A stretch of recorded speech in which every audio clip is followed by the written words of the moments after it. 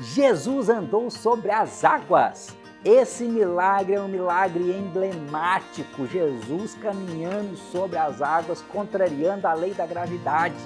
Hoje nós vamos estudar sobre esse grande milagre de Jesus relatado no Evangelho de João e mais outros 2 evangelhos. E a gente vai aprender vários ensinamentos que Jesus deixou para a gente com esse milagre. Esses milagres dos evangelhos aí que nós temos estudado têm acrescentado muito. A gente lê, mas toda vez que você fala, que você ouve sobre isso, você aprende mais. Então eu fico muito feliz com isso, né, de estar aprendendo aqui com o Adriano, que, modéstia à parte, ensina muito bem. Eu fico muito feliz por isso. E se você, porventura, não for ainda inscrito no canal, inscreve aqui no canal, ative o sininho para você receber as notificações e encaminhe essa mensagem para pessoas em que você vai poder ajudá-las. Hoje, nós vamos falar de mais um milagre de Jesus relatado no Evangelho de João. Que aconteceu logo depois do milagre da multiplicação dos peixes que a gente viu semana passada.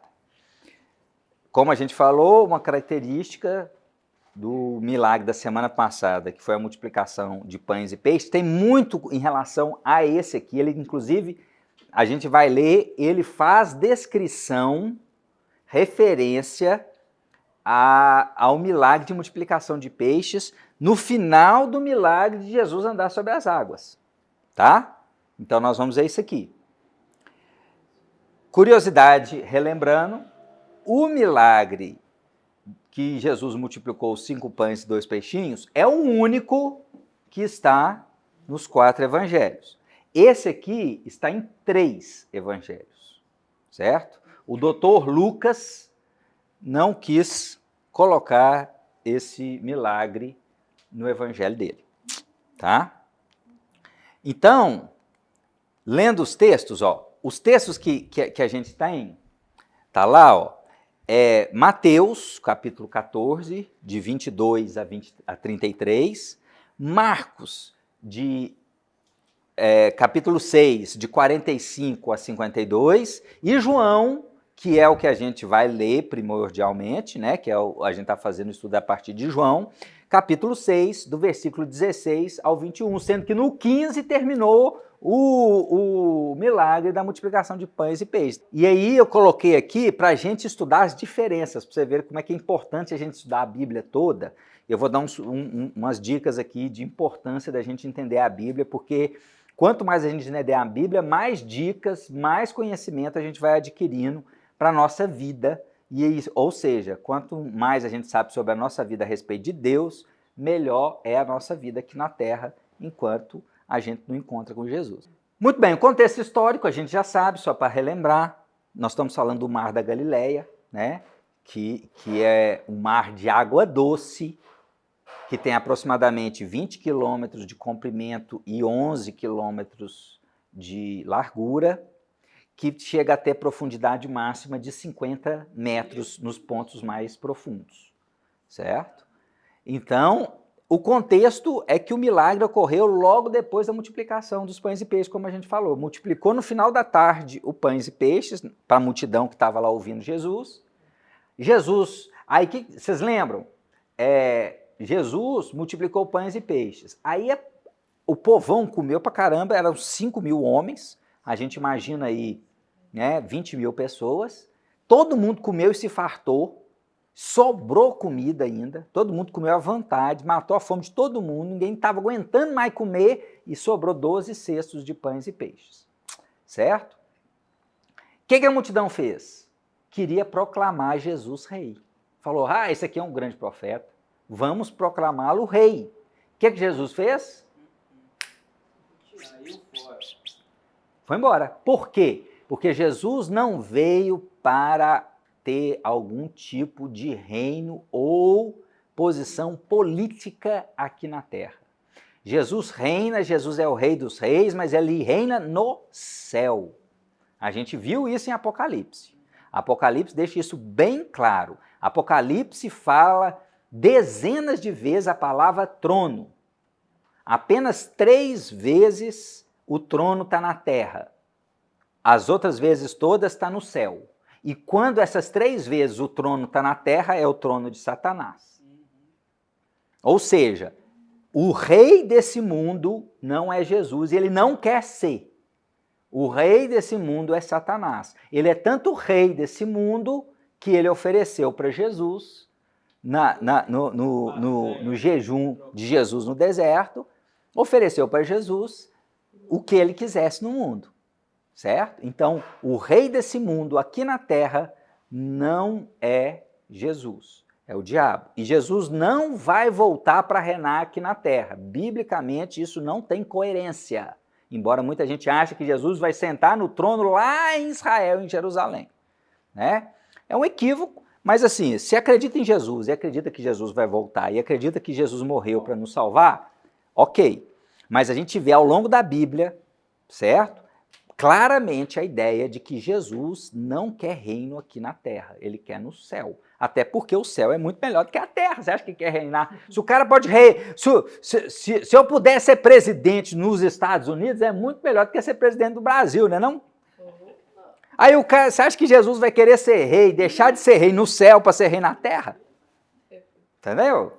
Entendeu? Pegou o código?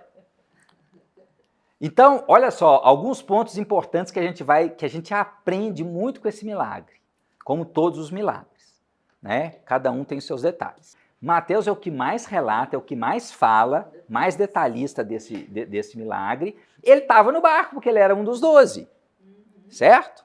Mas aí, olha só os pontos de Mateus, que Mateus fala. Jesus envia seus discípulos. Mostra a soberania de Deus evidenciada no controle da situação. Jesus sabe o controle de tudo. Jesus se envia.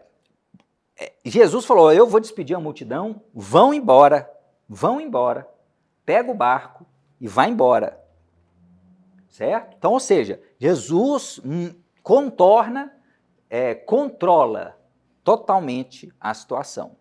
Jesus sobe ao monte para orar. Então, a importância de buscar oração. Então, ele passou o dia inteiro pregando, fazendo milagre, e de noite ele foi orar, ter um momento de comunhão. A importância da gente ter sempre o nosso momento de comunhão, principalmente depois, não só das dificuldades, mas também de grandes vitórias, grandes feitos. Jesus fez um milagre de alimentar 5.000 homens, em torno de 20.000 pessoas, com 5 pães e 2 peixinhos. Os pães eram tudo pequenininho, era como se fossem umas bisnaguinhas, tá? E os peixes eram como se fosse uma piabinha, tá? E ele pegou aquilo lá que era pouquinho, mal dá para um menino comer, para matar a fome de um menino, e aí alimentou 20.000 pessoas. A tempestade no mar simboliza as dificuldades que todos nós passamos. Então, muitas vezes, Jesus manda a gente ir para o caminho, a gente vai para o caminho que Jesus mandou a gente ir, e a gente pega a tempestade no meio do caminho. Né? Então é que a gente tem que aprender com isso. Pegou a tempestade, vigia, tá? Vigia. Aí Jesus caminha sobre as águas, mostra o completo poder dele sobre qualquer situação, a sua divindade, a sua superioridade sobre a criação.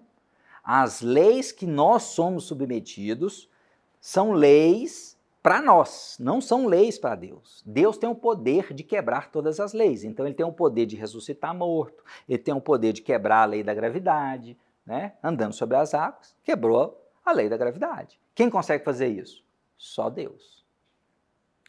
Pedro anda sobre as águas, mas duvida. Então, enfatiza a necessidade de ser uma fé inabalável. E muitas vezes a gente tem uma fé titubeante. Acontece. Jesus, enquanto Pedro estava olhando para Jesus, ele caminhou, chegou pertinho de Jesus.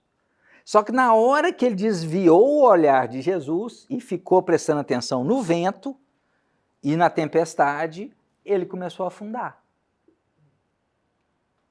Tá vendo? Então, gente, Pedro, vivendo isso tudo que ele viveu, teve esse momento de dúvida. Quem vai dizer nós? Então, ou seja, isso é um ensinamento que a gente recebe para a gente procurar ser mais diligente com isso. Mesmo querendo ser o mais diligente possível, a gente ainda está sujeito a acontecer isso tudo. Tanto é que Pedro, vivendo com Jesus, teve isso. Os discípulos adoram Jesus como Filho de Deus. Isso indica um grande avanço na compreensão da identidade de Cristo. E aí a gente vai entrar num ponto logo ali para frente, que fala que os discípulos não tinham entendido o milagre da multiplicação de pães e peixes. Certo? O que é que eles não tinham entendido a multiplicação de pães e peixes? Eles, apesar de ver um milagre acontecer, eles não entenderam com aquele milagre que Jesus é Deus. Qual que é a finalidade do milagre? Que a gente inclusive usa muito o termo que o próprio João usa, sinais. O milagre não é o fim em si mesmo. O milagre não é o fim em dar comida para o povo que está com fome. O milagre não é o fato de você andar sobre as águas. O milagre é apontar para Jesus, para mostrar que Jesus é Deus, que Jesus faz coisas que só Deus pode fazer. Certo? Jesus mostra o poder que ele tem sobre as águas, como Deus tem o poder sobre as águas. Do mesmo jeito que Deus teve o poder de abrir o Mar Vermelho, do mesmo jeito que Deus teve o poder de abrir o Rio Jordão, o Rio Nilo, pode fazer qualquer rio, abrir e fechar. O machado que estava no fundo do rio flutuou. Então Deus tem esse poder sobre as águas. E Jesus mostrou que ele é Deus andando sobre as águas. Fato que ele já tinha mostrado que era Deus na hora que ele multiplica pães e peixes. Mas, apesar deles verem o milagre, não entendeu. E eu vou mostrar aqui, mais para frente aqui para vocês, que realmente a gente vê isso na Bíblia. Tem hora que a gente vê milagre, cuidado. Muitas vezes a gente vê milagre, vê grandes manifestações de Deus na nossa vida e ao nosso redor, e a gente ainda não reconhece Deus, não dá a Ele a devida adoração. Você vê que não tem nenhum relato, depois que Jesus multiplicou pães e peixes, os discípulos não chegaram para ele e falavam, uau, o Senhor é verdadeiramente o Filho de Deus. Não, eles foram entender isso na hora que estavam quase naufragando, morrendo de medo, cansado, no final da madrugada, já quase amanhecendo. Jesus chega andando e aí Jesus acalma a tempestade. Aí sim, eles acreditam e aí começa a louvar Jesus, fala, o Senhor verdadeiramente é o Filho de Deus. Aí eles caem a ficha, que já era para ter caído lá atrás. Já era para ter caído na hora que ele multiplica, que ele transforma a água em vinho. Certo? Nada, foram 600 litros de água transformados em vinho. E do bom. E aí Marcos, ele fala que eles estavam com o coração endurecido.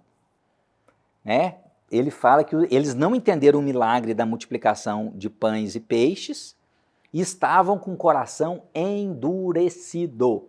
Ou seja, viram o milagre, mas o milagre não fez efeito.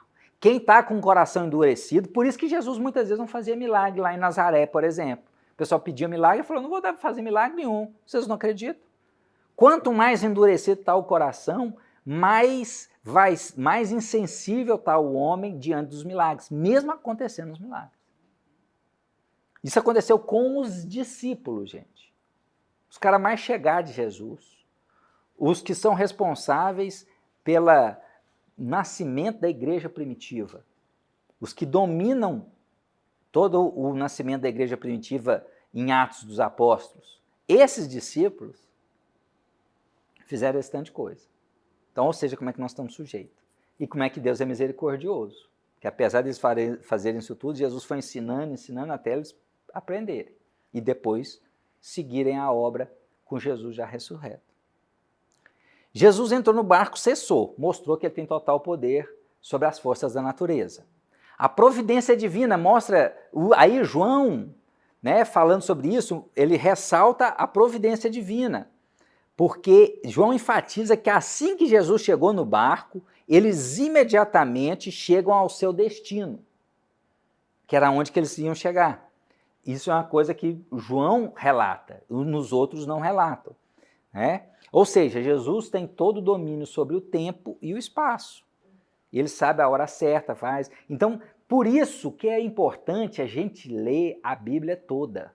Quanto mais a gente lê e estuda a Bíblia, igual a gente vê o mesmo milagre em óticas diferentes dos apóstolos dentro da própria Bíblia, a gente vai vendo informações diferentes. E isso, você fala assim, mas por que o Marcos quis colocar isso, o Mateus não colocou, que não sei o quê? Quem escreveu a Bíblia, na verdade, não foram eles, foi o Espírito Santo. Eles são, né, divinamente inspirados para escrever, baseado nas características literárias de cada um, mas todos eles inspirados por Deus, pelo Espírito Santo. Agora, uma característica de Deus, e que a gente vê isso na Bíblia, é que Deus, ele vai revelando os conhecimentos pouco a pouco. Ele nunca fala tudo de uma vez. Ele lá em Gênesis, no comecinho de Gênesis, ele vira e fala assim, olha, vai vir um homem da mulher, filho da mulher, que vai esmagar a serpente. Ponto. Aí lá na frente, com Davi, ele vira e fala que ele vai ser da casa de Davi. Aí mais na frente, nos outros profetas, vai falar que Deus agradou em moê-lo, que ele vai morrer, e aí foi começando a falar que ele não ia ter nenhum osso quebrado, vai revelando aos poucos informações até Jesus chegar. Então, Deus, ele vai falando as coisas aos poucos. Deus chega para Abraão e vira e fala, sai da sua casa e da sua parentela e vai para uma terra que eu vou te falar, qual que é o endereço, qual que é o GPS, me coloca aqui para eu colocar no Waze aqui, Senhor Jesus, Deus, para onde que eu vou que o Senhor está mandando? Não, sai e vai. E depois eu vou te falar. Então Deus vai revelando aos poucos. José do Egito, Deus vira e fala assim, olha, você vai ser grande e seus irmãos vão se curvar diante de você. Olha o tanto de coisa ruim que aconteceu com ele, para depois ele entender o que era os irmãos se curvarem diante dele. 20 anos. Entendeu? Olha só como é que é. Davi, Deus virou e falou, você vai ser rei. Da hora que Deus vira e fala, Davi, você vai ser rei, rolaram um tapete vermelho para Davi, o pessoal tocando a trombetinha, anunciando o rei. Não, ele foi, demorou, ele continuou vivendo a vidinha dele. Aí depois ele foi para a casa de Saul, foi para o palácio. Mal sabia Saul que ele ia ser o próximo rei. Foi crescendo devagarzinho, até lá no final ser rei. Saul percebeu o tanto que ele era bom, tentou matá-lo, não conseguiu. Né? Aí, comparando os relatos, olha só, cada um tem uma característica. Mateus, né? É o único que fala que Pedro anda sobre as águas. Tá vendo? Jesus ora. Mateus fala que Jesus faz oração. Marcos fala, João não fala. O coração endurecido dos discípulos, somente Marcos fala isso. Porque eles não estavam entendendo o milagre de Jesus de multiplicação de pães e peixes. Foram entender quem era Jesus só depois que ele andou sobre as águas. E eles estavam lá desesperados, diante da tempestade. A chegada imediata ao destino, só João fala isso. Que assim que Jesus chegou no barco, entrou no barco, eles chegaram. Né? Isso simboliza também que o quê? Na hora que Jesus chega no nosso encontro, na hora que Jesus chega para resolver o nosso problema, as coisas tudo resolve. E você chega no seu destino final. O destino final de tudo é a gente passar a eternidade com ele. Mas durante aqui as nossas caminhadas também, ele nos faz chegar no destino final da nossa vida aqui. Então são vários ensinamentos que a gente aprende com esse milagre, e cada lugar na Bíblia que a gente estuda esse milagre, a gente vai pegando informações diferentes. Porque Deus é assim, ele vai revelando aos poucos. Quanto mais você lê, quanto mais você orar, quanto mais você buscar, mais você vai saber. Algumas aplicações teológicas, que a gente, inclusive, já relatou aqui, que a gente já aprendeu. Soberania de Deus. Deus é soberano, ele domina sobre tudo. Gente, Deus tem o controle da situação independente do que a gente possa imaginar. Mesmo com qualquer homem dominando, por pior que seja o governante e as autoridades, eles só estão lá por causa da permissão, vontade de Deus. Porque senão não estariam. A autoridade que na crucificação, na condenação de Jesus, virou para Jesus e falou, você sabia que eu posso te libertar? Qual foi a resposta de Jesus? Só tem autoridade para me libertar porque do alto te foi dado, porque senão você não ia ter.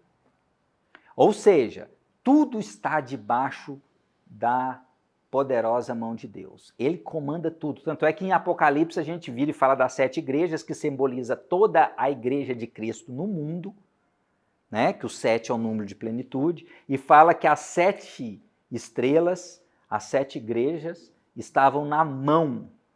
Aquele que tinha na mão as 7 igrejas. Ou seja, a igreja de Cristo está na mão de Cristo. Deus tem um comando da igreja. Apesar do mundo ficar cada vez pior, apesar do mundo, ainda mais agora, a gente está vendo assim, gente, nos últimos 5 anos para cá, que isso?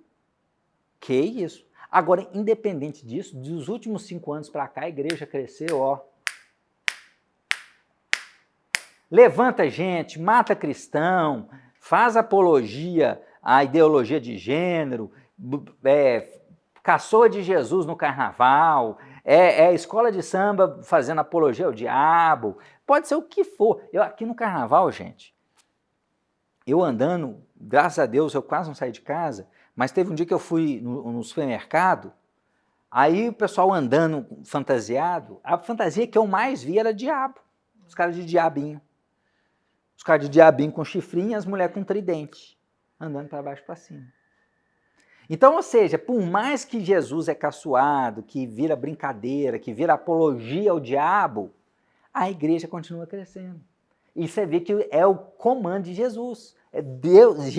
Deus está no comando da igreja, a igreja vai crescer independente das coisas desse mundo. E ela vai crescer até no dia que Jesus falar, pronto, está formada a minha igreja. Aí acabou tudo. Entendeu? Acabou. A fé diante das tempestades. Pedro começou a afundar quando desviou seus olhos de Jesus. Na hora que ele estava focando, ele chegou, ele foi até Jesus, ele estava chegando em Jesus a ponto de Jesus pegar ele pela mão. Então a gente tem que ter fé diante da tempestade. É muito difícil, é muito bonito falar aqui. Para vocês aqui na frente, é muito bonito a gente falar isso. Tenha fé, Dudu, na tempestade. Você tem que ter fé. Tá certo? É igual os amigos de Jó virando e falar, Jó, você tem que ter fé, Jó. Confessa o seu pecado, Jó. É bonito demais, é fácil. É fácil. Agora vai viver lá para você ver. Vai passar a tempestade, a pindaíba, e você falar, ô Jesus, está doendo. Ai, é difícil, é difícil. Mas saiba, tenha uma certeza, está terrível, está terrível. Se você reconhece, fala, Jesus, está terrível, mas eu me submeto ao Senhor, pode ter certeza, pode demorar, mas que Jesus vai recompensar, Ele vai recompensar. Ele vai recompensar. A dificuldade é conseguir manter a fé na tempestade. Né? A fé tem que ser fundamentada em Cristo, não é na circunstância. Ah, mas está ventando demais. Ah, o mar está muito agitado. Daí, se você tem o foco em Jesus, você anda sobre as águas independente. Se você fica focando, em vez de focar em Jesus, você focar na tempestade, você começa a afundar. É esse o ensinamento que passa aqui para nós. Cristo como centro da vida cristã. Quando Jesus entra no barco, ó gente, esses slides todos vão estar também disponíveis em PDF, né? Vai sair no YouTube e vai ficar disponível também no YouTube em PDF, vocês também já receberam, tá no grupo, tá bom? Quem quiser depois rever, é até bom, interessante estudar. Cristo no centro da vida cristã. Quando Jesus entra no barco, o mar se acalma.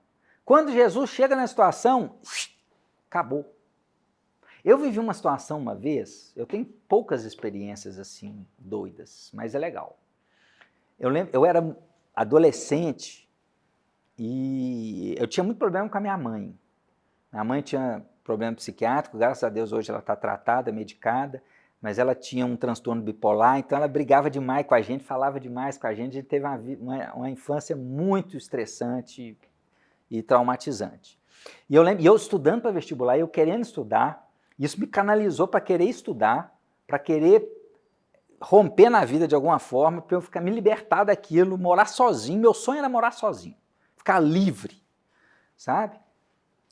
E teve uma situação que a minha mãe me chateou tanto um dia à noite, eu estava estudando, que não sei o que tudo, eu fui deitar, e aí eu deitei e eu fiquei assim, eu ainda não... Ouvia falar de Jesus, mas não conhecia do Jesus da história.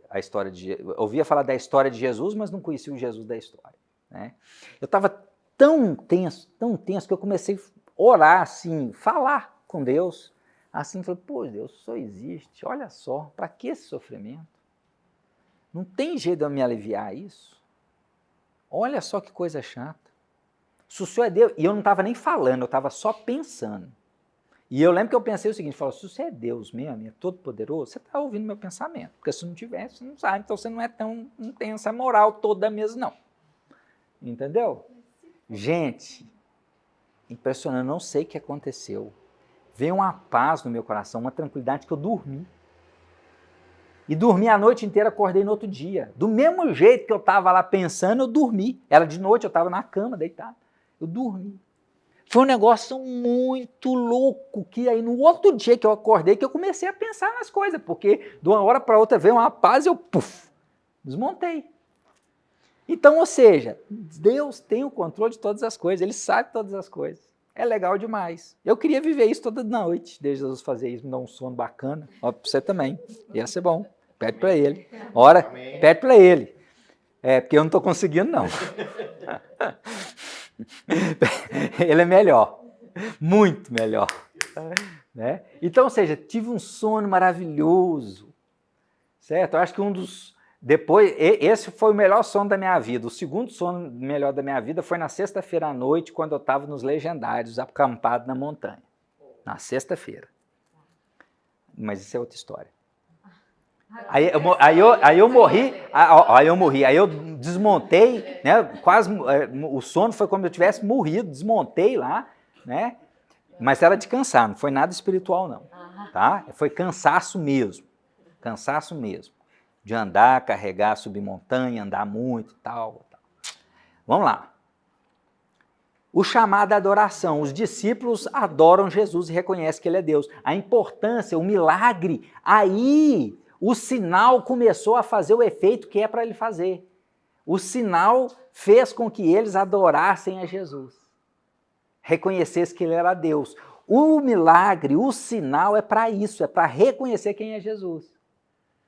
Na hora que multiplicou os pães e peixes, os discípulos não fizeram isso. Mas aí na hora que eles passam um aperto de Jesus andando sobre as águas, eles fazem. Né? Então é importante a gente entender isso. Dê glória a Jesus, reconheçam a divindade de Jesus. Quanto mais a gente reconhecer que Jesus domina sobre todas as coisas, que Ele é soberano, que independente das coisas que aconteçam, Ele é Deus, Ele está no domínio de todas as coisas. Se o cruzeiro perde é porque Ele deixou, se o galo perde, aí é que você vê que Ele gosta de deixar mesmo. E Ele domina sobre todas as coisas. Se levanta governantes ruins, Ele está permitindo, mas apesar disso tudo, Ele está no comando de todas as coisas na nossa vida. Amém. Todas as coisas. Tá? Então é importante reconhecer a divindade, né? Você vê que Jesus tem o poder do resgate, Ele resgata Pedro. Jesus tem compaixão, tem misericórdia, do mesmo jeito que a gente falou que Jesus se comove com a multidão, né? Que Jesus viu aquela multidão que estavam largadas como ovelhas sem pastor, carentes, necessitadas e com fome. Então ele matou a sede espiritual, a fome espiritual e a fome física, corporal, carnal deles, que estavam com fome de comida, né? A importância da necessidade da fé, então ele resgata, ele tem fé. Enquanto Pedro estava focado em Jesus, não teve nada. Desfocou, deu problema. E mostra que Jesus tem um total controle sobre a natureza. Aí em Marcos tem umas essas características aqui, ó, que é legal, porque ele vira e fala o seguinte, ele ressalta que Jesus anda sobre as águas logo depois que teve o milagre da multiplicação de pães e peixes. Aí ressalta que Jesus é o provedor divino, o verdadeiro pão da vida em que João fala. Então esse milagre aprende isso. Ele é o verdadeiro provedor divino, porque ele multiplicou pães e peixes. Demonstra o cuidado de Deus sobre o seu povo, assim como no Êxodo Deus forneceu maná no deserto. Do mesmo jeito. Então você vê que Jesus, ele vai fazendo, vai repetindo milagres que ele mesmo, porque é Deus, fez lá atrás no Êxodo. E quem era judeu ia lembrar, falar, olha, os nossos pais comeram maná, vindo de Deus. E eles comeram pão e peixe à vontade, até se fartar, vindo de Deus. Os meus pais abriram o mar vermelho e passaram, as águas se abriram. Aqui, Jesus anda sobre as águas. Então você vê os paralelos ao longo da Bíblia. Né? Então você vê o cuidado de Deus com o povo, do mesmo jeito que no deserto ele deu comida, Jesus tem um cuidado com o seu povo, dando comida para os que estavam famintos.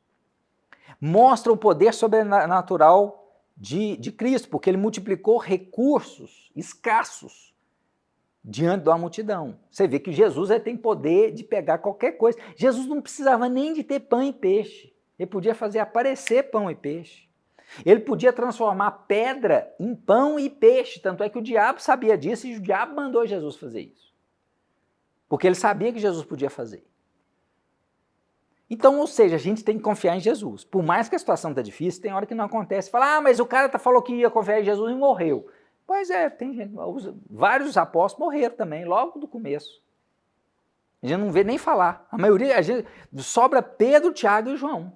Mesmo após testemunharem esse milagre de multiplicação de pães e peixes, eles não compreendem plenamente quem é Jesus.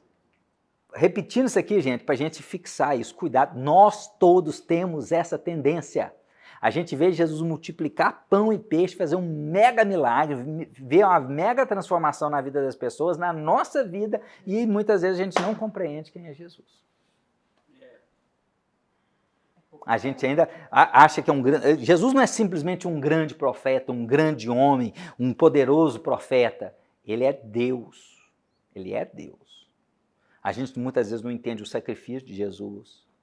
No versículo 45, aí falando,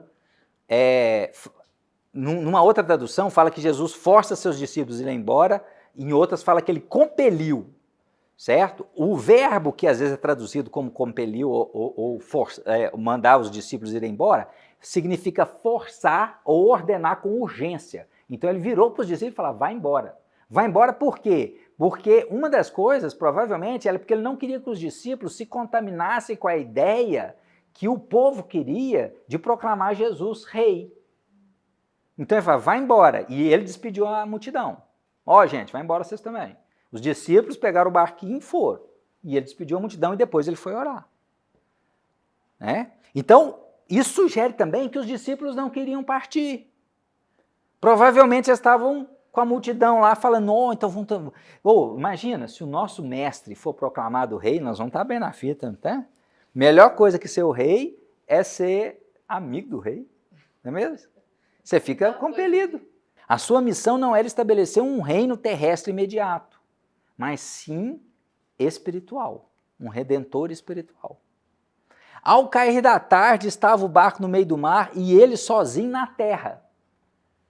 Então ele estava sozinho na terra, ele sabe quem é os discípulos, ele sabe que os discípulos estão passando dificuldade, ele viu os discípulos de longe. Não é que Jesus estava olhando com binóculo, não. É porque Jesus está olhando todas as coisas que estão acontecendo. Ele está olhando a gente aqui agora. Vendo os discípulos com dificuldade de remar no meio da tempestade, o vento atrapalhando, na quarta vigília, que já era tarde, ele foi ter com eles andando sobre o mar, e queria tomar a frente, ou seja, ele queria passar na frente. Então, vendo a dificuldade, Jesus sabe a nossa aflição. Quarta vigília, de 3 às 6 da manhã, que a gente falou, extremo cansaço, no momento você está mais cansado. Eu estava remando desde 6 horas da noite, já era quase 12 horas de remo, gente. Quase 12 horas de barco, já estava mal, e a tempestade comendo solta. Veio ter com eles andando sobre a água. Revela, né, mais uma vez mostrando a divindade. Queria tomar a dianteira. E aí mostra um conceito que em Êxodo ele fala que também Deus passa à frente de Moisés. Então, fica aí legal. O medo dos discípulos já é uma coisa importante. O medo dos discípulos e a revelação de Cristo. Ou seja, você vê que os discípulos não entendiam, eles viram Jesus andar, eles tiveram medo. Acharam que era um fantasma, gente. Acreditando em, olha só, crendice, não existe fantasma. Eles acharam que era um fantasma. A Bíblia está falando isso. Então, o medo mostra a falta de discernimento espiritual dos discípulos. Por isso que a gente está batendo tanto na tecla. Olha só, se os discípulos que andavam com Jesus para lá e para cá, viram Jesus transformar a água em vinho, viram Jesus multiplicar pães e peixes e alimentar 20 mil pessoas, viram Jesus curar o paralítico no tanque de Betesda que não andava há 30 anos, viram Jesus curar o filho do oficial do rei a 30 quilômetros de distância sem nem ir lá ver um menino. Viram tudo isso e apesar de ter visto tudo isso, eles ainda não tinham discernimento espiritual. Viram isso tudo, viram Jesus fazer tanto e ainda estavam com dificuldade. Você vê como é que nós somos. Por isso que a gente sempre precisa. Aí tem gente que acha que uma das coisas da igreja importante é a gente ter essa comunhão aqui. Ó. Então, hoje, o problema online é muito bom porque a gente tem acesso a um tanto de coisas. Se você não pode, você pode acompanhar um culto online, isso é muito bom. Só que muita gente aí fala assim, não, agora não vou frequentar a igreja mais não, eu fico só no online, eu participo de 30 cultos, de 30 igrejas diferentes ao mesmo tempo, estou lá louvando, estudando, aprendendo a Bíblia. Verdade. Mas esse calor humano e esse relacionamento a gente não tem.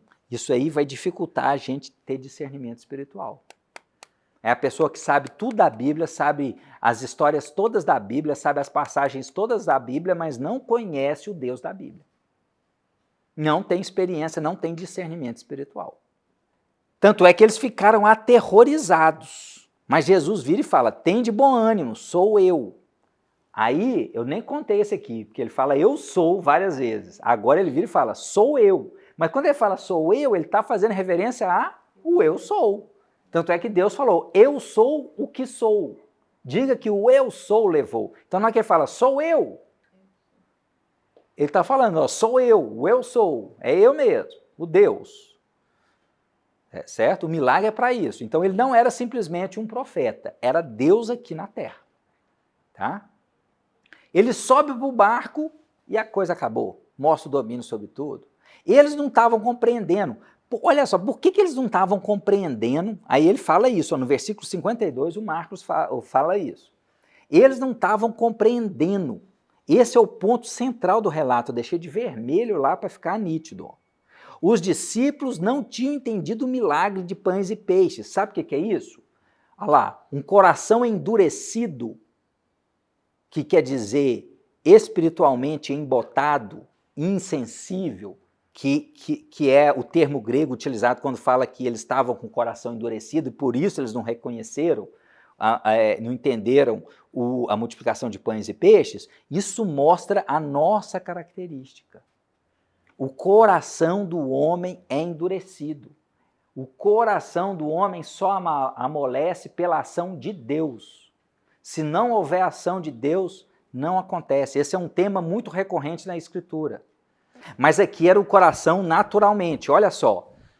Primeiro falando que um tema recorrente nas Escrituras que muitas vezes se testemunhava milagres e não via. No Salmo 95, depois vocês leem com calma lá, ele fala sobre isso, ele fala, olha, Moisés, né, ele tirou a água da rocha, né, em Meribá e Massá, isso está lá no Velho Testamento, e no Salmo 95 faz referência a isso, e apesar disso ele vira e fala, olha o 10, durante 40 anos estive irritado com essa geração e disse, este é um povo que gosta de se desviar, eles não conhecem os meus caminhos, por isso jurei na minha ira, não entrarão no meu descanso. Ou seja, eles viram milagre e o coração se endureceu. Deus falou, vocês não vão entrar no meu descanso. Vocês viram milagre e não, entrar no descanso, a principal significado de entrar no descanso, no meu descanso, é a vida eterna. Aqui também esse meu descanso pode ser não entraram na Canaã, que eles não entraram na terra prometida. Morreu todo mundo, só Josué e Caleb que entraram.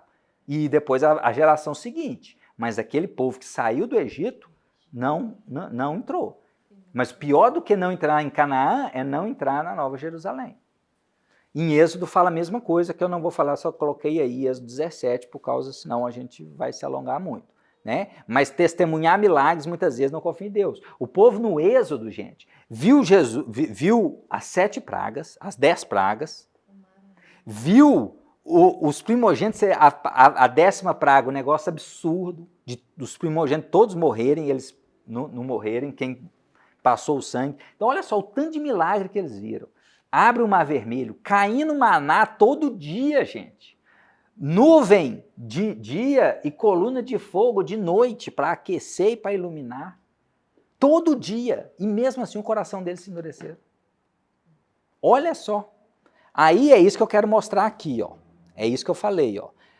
O homem é incapaz de compreender as verdades espirituais sem a iluminação do Espírito Santo. Certo? Essa é a questão da conversão. Por isso que a gente fala o seguinte, a gente só converte mediante a ação do Espírito Santo. Não pense que você é bonzão e fala, eu aceitei Jesus porque eu quis. Não, você aceitou Jesus porque o Espírito Santo quebrantou seu coração. É uma coisa que a gente não entende. A gente só aceitou Jesus porque o Espírito Santo quebrantou o nosso coração, mas a gente teve responsabilidade em tomar a decisão. Mas a gente nunca teria a responsabilidade de tomar a decisão e conseguiria tomar a decisão só pelo nosso coração. É uma coisa que a gente não entende. Porque são as duas coisas juntas, é a soberania de Deus e a responsabilidade humana. Tá? Mas você vê isso sempre na Bíblia. O coração do homem, ele tende a ser endurecido. Aí olha só, 1 Coríntios 2,14. 1 Coríntios 2,14. Ora, a pessoa, dependendo da outra tradução, fala o homem natural, aqui ele fala a pessoa natural não aceita as coisas do Espírito de Deus, porque eles são loucura. Ela não pode entendê-las, porque elas se discernem espiritualmente. Ou seja, o homem natural, o homem que não tem o conhecimento de Deus, do Espírito Santo, ele não entende, as coisas para ele parecem loucura, ele não tem discernimento espiritual, igual os apóstolos estavam tendo lá, Jesus multiplicando pão e peixe, eles não entendendo que Jesus era Deus. Foram entender só depois que ele andou sobre as águas. Está na Bíblia. Olha só Efésios, capítulo 2, de 1 a 5. Ele lhes deu vida estando vocês mortos nas suas transgressões e pecados. A gente estava morto. A gente estava morto. Quem não tem Jesus está morto. Ele está andando, mas ele está morto. E a morte, essa morte simboliza a morte eterna, de não entrar na Nova Jerusalém, não entrar no céu.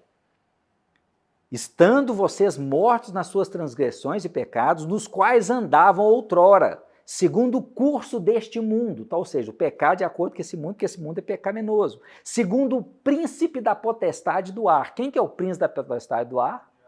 Do espírito que agora atua nos filhos da desobediência. Era esse, ó. Entre eles, todos nós também andávamos no passado. Graças a Deus, ninguém anda mais. Mas só para você ver, segundo as inclinações da nossa carne, fazendo a vontade da carne e dos pensamentos, éramos por natureza filhos da ira, como também os demais. Mas, no entanto, contudo, todavia, Deus, sendo rico em misericórdia, por causa do grande amor com que nos amou, e estando nós mortos das nossas transgressões, nos deu vida juntamente com Cristo. Então a gente estava desgraçado, condenado à morte, já estava morto nos nossos delitos e pecados, mas dele, pela misericórdia, envia Jesus para morrer, para derramar seu sangue, para pagar uma dívida que não era dele, era nossa. É isso. Então, ou seja, todo homem está afastado de Deus. Todos nós éramos assim, todo mundo. Por que a gente hoje não está mais? Porque pela misericórdia de Deus, ele nos deu vida juntamente com Cristo. Pela graça, sois salvos. É pela graça, é pela misericórdia de Deus. É o favor imerecido. Graça é o favor imerecido de Deus. Terminando, para a gente aplicar nos dias de hoje. Só relembrar. Mesmo os discípulos, testemunhando o milagre, não compreenderam quem é Cristo. Que a gente possa ter sabedoria e pedir a Deus para Ele nos discernir espiritualmente, abrir nosso coração, para a gente entender quais são os agir de Deus, os milagres de Deus na nossa vida aqui. O pecado cega o entendimento espiritual. Quanto mais pecado, mais difícil é de entender. Isso serve até para quem conhece a Deus. Os discípulos, eles conheciam a Deus, estavam com o coração endurecido, mas já conhecia Jesus, já reconhecia Jesus, já seguia Jesus. Então tem que ser pela graça. Soberania, Jesus domina e governa sobre todas as coisas. Tudo foi criado por meio dele e para ele. Está lá em Colossenses. Então, ele é soberano. Ele sustenta todas as coisas. A tempestade só acabou por causa que ele entrou no barco. Ele entrou no barco, acabou a tempestade. A necessidade de uma fé verdadeira. Os discípulos lutavam sozinhos contra o vento, até que Jesus chega. Ou seja, a gente tem que buscar a fé verdadeira, confiar em Deus, buscar Jesus, chamar Ele, porque a nossa salvação não vem dos nossos esforços. A nossa salvação vem de Cristo. Do mesmo jeito que os discípulos foram salvos da tempestade por causa de Jesus, nós somos salvos deste mundo, do inferno, por causa de Jesus. E a importância da oração. Jesus orou logo depois do milagre e logo depois fez um outro milagre ainda mais poderoso, Porque andar sobre as águas é muito mais impactante do que surgir a comida. Muitas vezes o pessoal nem estava vendo. E você pode ver que ele só fez isso para os discípulos. O quê? Para aumentar a fé. O milagre, se a gente tiver um coração aberto para o milagre aumenta a nossa fé. Então Jesus vai fazendo milagre para os discípulos até os discípulos entenderem quem era Jesus. Multiplicou pão e peixe, eles não entenderam, mas na hora que andou nas águas, ele, o Senhor adorar a Jesus, o Senhor verdadeiramente é o Filho de Deus. Então, buscar em oração, e quanto mais a gente ora, mais o Espírito Santo age, mais nosso coração abre, mais o nosso discernimento espiritual abre e mais entendimento a gente vai ter. Amém? E aí, você gostou desse estudo? A gente tem o PDF aqui embaixo que você pode baixar dos slides da aula. Encaminha essa mensagem para alguém que você pode ajudar e se não está seguindo a gente, nos siga e até o próximo estudo.